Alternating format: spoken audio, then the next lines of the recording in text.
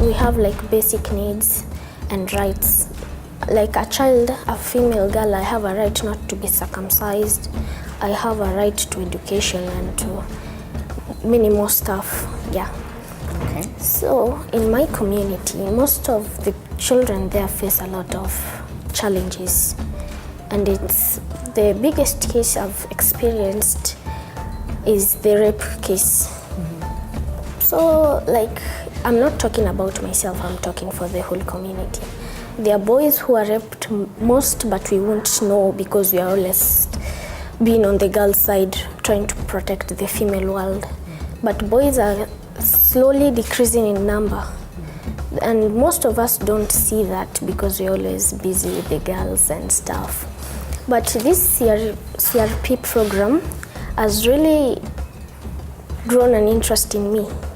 I want to learn about more boys, how they are raped, and why other female people who try to do this stuff to male, but some male to do those to boys.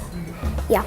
So this program has really helped me. At first it was hard to convince the community like to gather around and do this.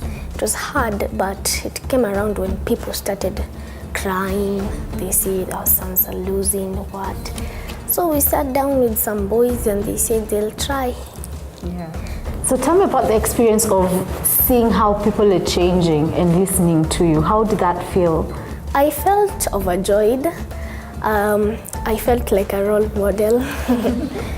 I felt like somebody who can look up to me, but it kind of became hard because they were throwing stuff, heavy stuff. You know, I was raped. Somebody cannot just come and tell you I was raped and you can just say, oh, okay. Tell me about your role within the Red Cross Club in school. Now, for instance, if someone came to you and told you what you've just told me, how do you cope with them and how do you guide them through, and how do you work with the Red Cross to also help you? First of all, there was this boy who came to me and told me, is it true you are in a Red Cross club? And I told him yes. And he was like, aren't you supposed to be like healing us, not telling us such stuff? This is not counseling and stuff. I told him that we do counsel and there are people who do the first aids. So he said, so what if I told you I was raped? It doesn't mean I've been raped, but I'm just assuming. I told him, first of all, I'd like to know how it happened, why, if you had any relations with this person. And then I told him that if it was true, you would have come to me and I would have looked for better options and go to somebody bigger than me to give me some advice, and I'll come back to you. I wrote about a girl from the villages who came to a city and had a hard life, but I had trouble finishing it. Why?